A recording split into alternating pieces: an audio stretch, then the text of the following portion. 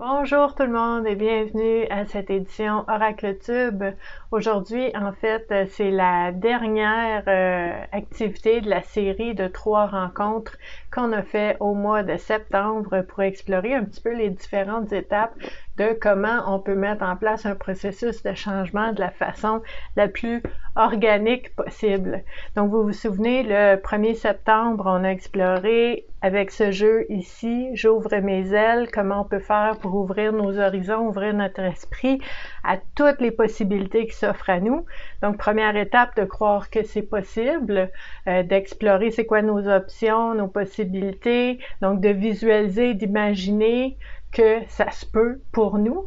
Ensuite, deuxième étape, parce que d'imaginer et visualiser, ce n'est pas assez pour apporter un changement, on doit passer à l'action. On a utilisé ce jeu-là le 15 septembre dernier. Et aujourd'hui, on va voir en fait comment ça se passe quand on a fait ce travail d'exploration de soi et de nos croyances et du terrain fertile des possibilités qu'on porte en soi. Donc, on a ouvert notre esprit, ouvert nos ailes. Quand on a commencé à prendre des décisions, à faire des choix, à vraiment agir dans le sens de qu'est-ce qu'on aimerait vivre, mais qu'est-ce qui peut nous aider, en fait, pour arriver à cette étape de prendre notre envol. Donc, c'est le dernier jeu de Sylvie Petitpas qu'on va utiliser pendant le mois de septembre dans cette exploration de comment on peut utiliser les jeux de cartes oracle pour nous aider à mettre en branle un processus de changement. Donc, vous savez, ici, sur la communauté Vivre à coup de cœur, il y a vraiment de tout ce qui touche au bien-être et à la santé mentale, plein d'exercices, d'outils, de techniques, de pratiques.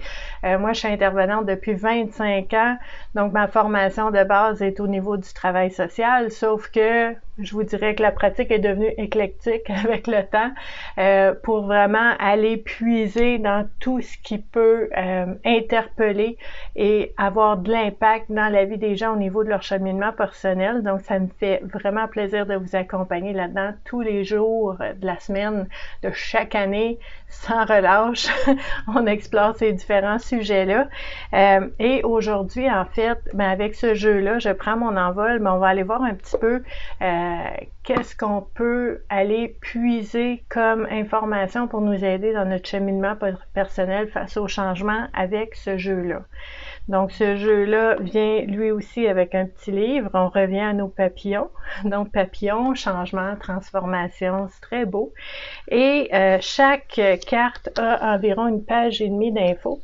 J'aime beaucoup que c'est quand même court comme piste de réflexion qu'on vous offre parce que ça laisse de la place pour votre propre interprétation, pour ce que la thématique veut dire pour vous, pour vos propres prises de conscience qui vont être adaptées à votre réalité, à votre vie. Donc, c'est très important, en fait, de ne pas juste aller utiliser qu'est-ce qu'il y a dans le livret de l'auteur, mais aussi d'écouter ce qui émerge pour vous, de voir c'est quoi les liens que vous faites, qu'est-ce que vous comprenez, c'est quoi les prises de conscience que vous faites selon ces thèmes-là, mais qui sont très, très, très personnalisés. Puis ça, c'est autant, sinon plus important que ce qui est écrit dans un livre qui est général pour tout le monde. Donc ça, c'est important. Puis il faut savoir aussi, si vous avez fait les deux dernières activités sur les deux autres jeux, j'ouvre mes ailes et je passe à l'action, mais vous avez vu qu'il y avait plusieurs catégories. Chaque catégorie avait environ 6 cartes. Dans ce jeu-là, il n'y en a pas de catégorie. Il n'y a pas de catégorie, c'est juste des thèmes aléatoires, toujours en lien avec cette capacité de prendre notre envol, de nous épanouir. Donc, il y a 42 cartes, mais qui ne sont pas divisées en thèmes, ce qui veut dire que chacune des cartes est pareille. OK? Il n'y a pas de thème sur ceux-là. Ça fait différent, c'est bien. Vive la différence, on aime ça. Et en fait, on va utiliser ces cartes-là. Je vais vous montrer un petit peu comment on peut les utiliser.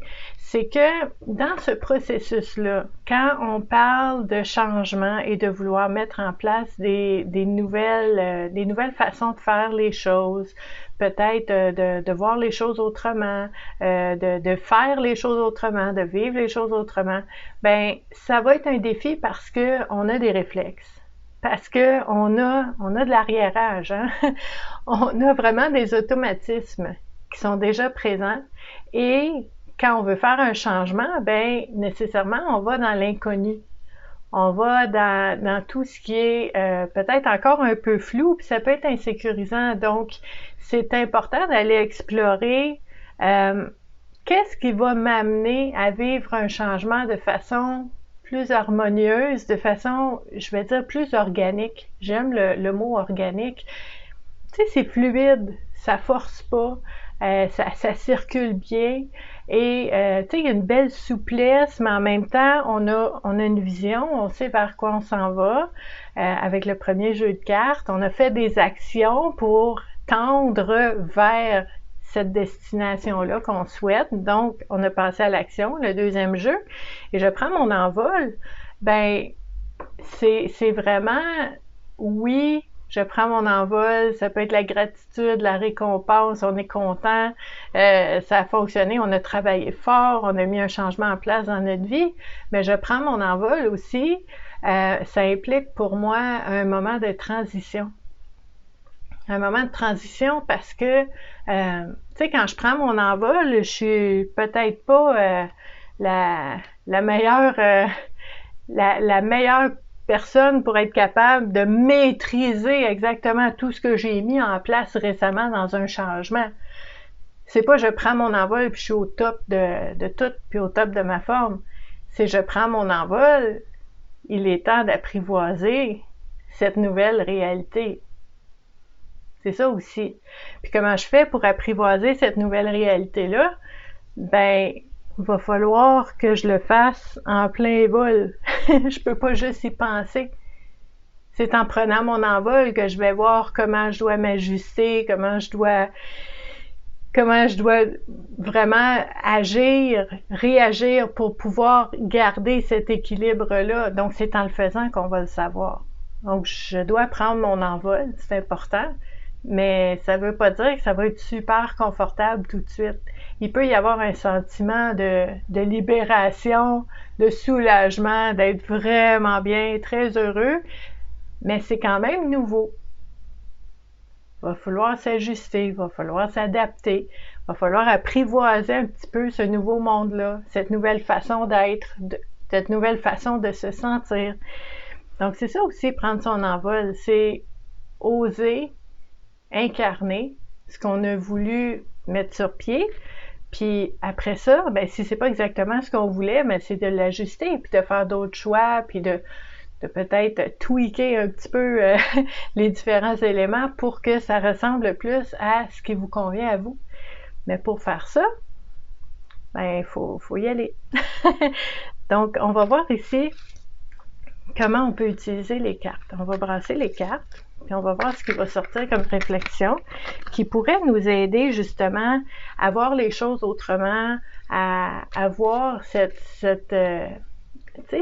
période de temps où est-ce qu'on est en transition, où est-ce qu'on est entre deux. On n'est pas nécessairement dans la situation qu'on était avant, qu'on voulait changer. On est dans une nouvelle situation, mais qui n'est pas encore devenue une habitude. Hein? C'est encore tout nouveau, c'est encore un peu étrange, on se sent pas tout à fait comme si on était dans notre propre vie parce que c'est pas comme si c'était avant, même si c'est très très bien, il y a un moment d'adaptation quand même, c'est normal. Donc comment on peut faire pour prendre notre envol, pour vraiment incarner et honorer aussi ces changements-là qu'on a mis en place. Donc on va voir ce qui sort. On va voir quelques exemples. Puis on va explorer les réflexions qui vont avec. Là, je suis en train de vous montrer, en fait, dans l'activité Oracle Tube, on fait ça à toutes les 2 semaines, comment on peut utiliser les jeux de cartes Oracle pour nous accompagner dans notre cheminement personnel. Donc, en fait, ce qui est intéressant avec les cartes oracle, c'est que ça nous permet, tu sais, on brasse les cartes, puis on pige des cartes, puis c'est pas nous qui l'avons choisi mentalement, consciemment. Donc, ça nous sort de nos réflexions habituelles, puis les espèces de préoccupations qu'on peut avoir de façon automatique. Mais là, ça va permettre qu'on va explorer d'autres choses, parce qu'on y va de façon vraiment spontanée à brasser les cartes puis à voir ce qui sort. OK? Donc, on a une carte ici pour prendre notre envol. On nous propose user de votre discernement. Donc, pour prendre notre envol, ça serait important d'user de notre discernement. Ça veut dire en fait que pour moi, sans lire la carte, là, ça veut dire que mon discernement va être important dans le sens que si je suis arrivée au départ, j'ai fait une réflexion, j'ai regardé ce que j'aimerais changer, j'ai vu que c'était possible pour moi, j'ai ouvert mes horizons, j'ai ouvert mon esprit à tout ce qui est possible pour moi, puis je me suis dit, wow, j'aimerais ça vivre telle chose, j'aimerais ça me sentir de telle façon, puis je veux mettre ça en place, puis je pense que c'est possible pour moi. Puis je suis passée à la deuxième étape, je suis passée à l'action, j'ai fait des choix, j'ai pris des décisions, et maintenant, ben, je suis rendue avec un résultat X, et c'est important d'user de discernement, de dire, par exemple, ça se peut là qu'on dise, OK, j'ai changé quelque chose dans ma vie, puis je me rends compte que c'est peut-être pas mieux.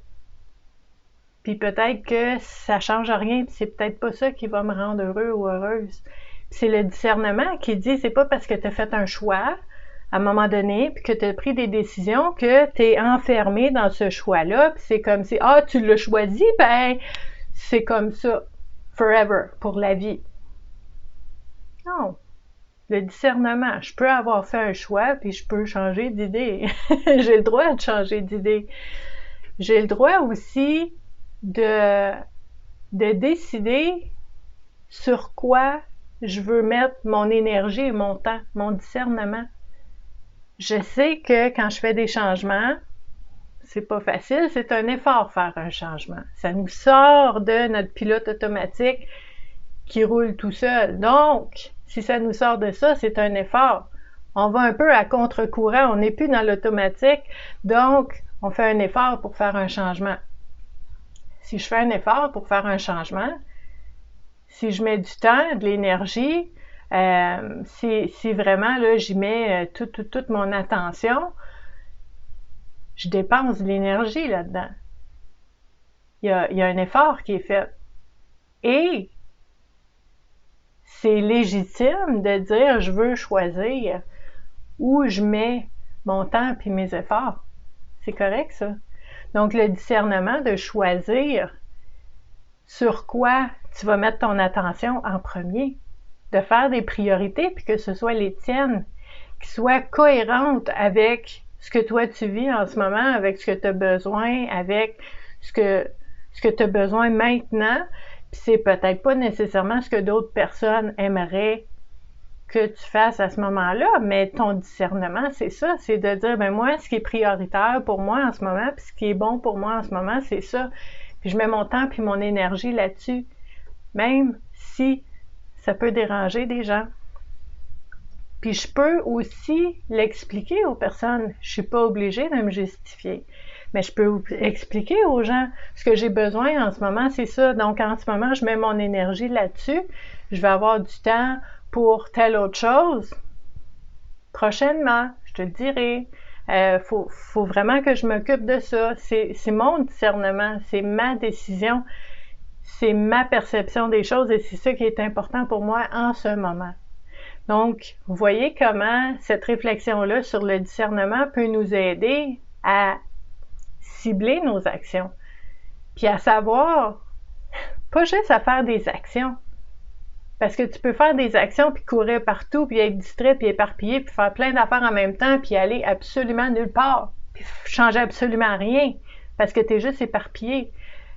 Le discernement dans les actions va t'aider à cibler qu'est-ce que tu fais, à quel moment, et surtout, pourquoi Dans quelle optique tu fais ça? C'est quoi l'objectif de mettre de l'énergie là-dessus?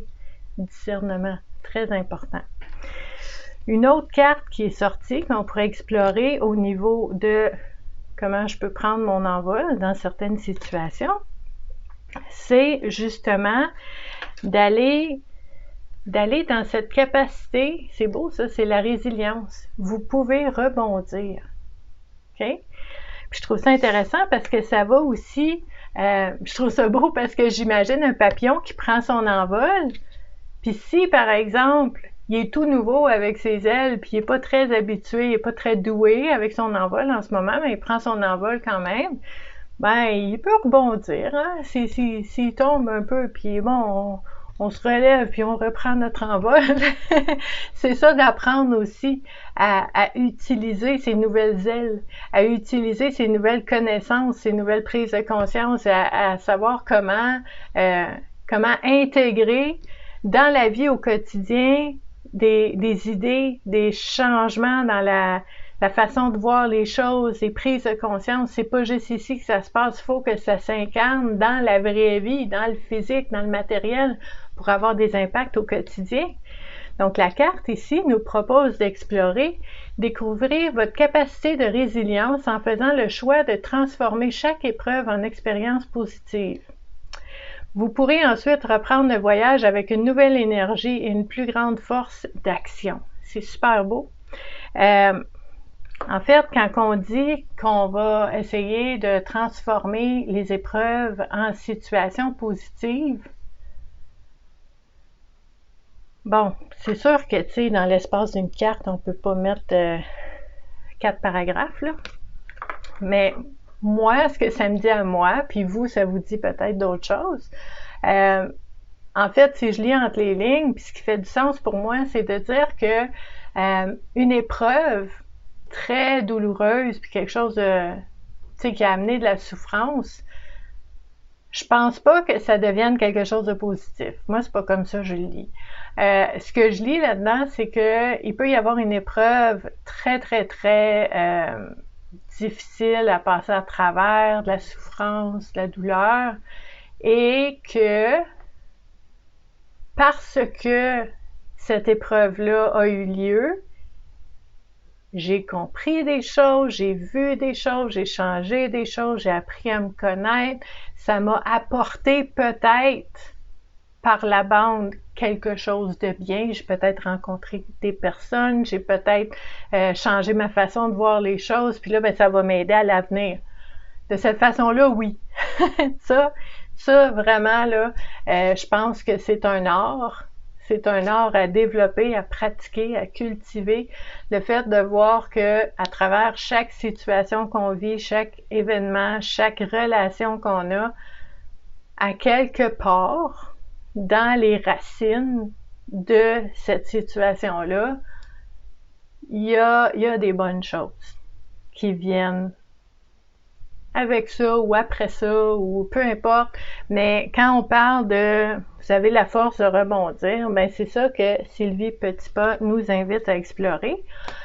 Moi, ce que je voyais avec vous avez la force de rebondir, c'est vraiment cette capacité de tu sais, try again, de dire bon ben là je prends mon envol avec ces nouvelles ailes là, je sais pas trop ce que je fais parce que c'est un nouveau changement, je suis pas encore habituée, et je vais être maladroite. C'est correct.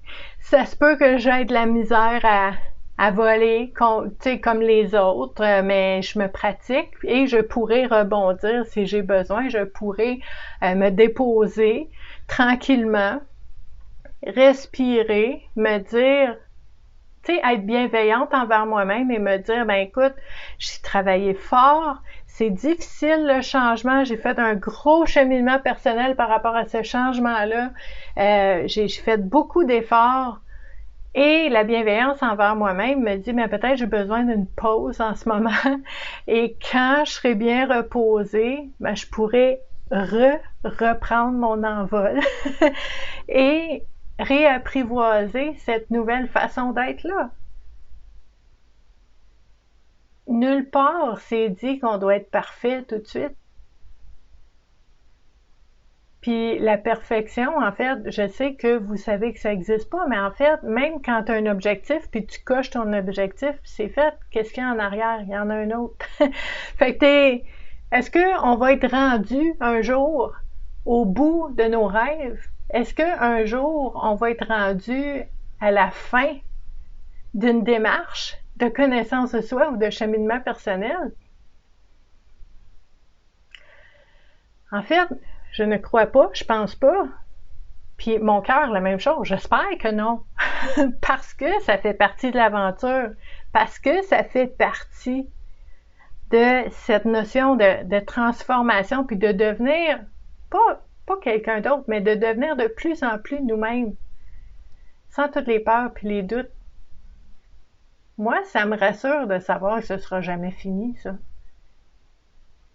J'aime ça être un phénix qui renaît tout le temps.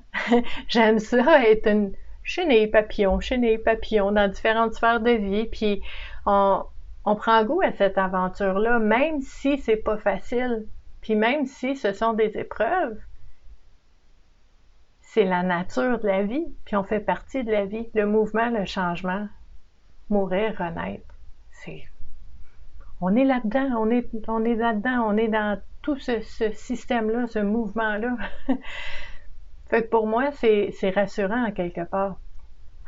Donc, j'espère en fait que ce mois de septembre-là, avec les 3 activités Oracle Tube qu'on a faites, que ça va vous aider en fait à poursuivre vos réflexions concernant les choses que vous aimeriez changer peut-être dans votre vie, puis les étapes qui peuvent vous aider à vous rendre là, et comment aussi on peut utiliser les cartes pour faire ça. Donc, ce mois-ci, j'ai utilisé les 3 jeux de Sylvie Petitpas, mais vous pourriez utiliser un autre jeu pour avoir cette intention-là, pour travailler ces choses-là. C'est ça qui est magnifique avec les jeux de cartes oracles. C'est pour ça qu'on fait des oracles tubes. Donc, ça me fait plaisir d'être avec vous. Si vous aimez tout ce qui touche au bien-être et à la santé mentale, ben, je vous invite à vous joindre à la communauté Vivre à coup de cœur sur les réseaux sociaux que vous allez trouver sous la vidéo. Et aussi, je vais vous mettre le lien pour en savoir un petit peu plus sur Sylvie Petitpas sous la vidéo aussi. Donc, merci beaucoup d'avoir été là et je vous dis à la prochaine. Bye!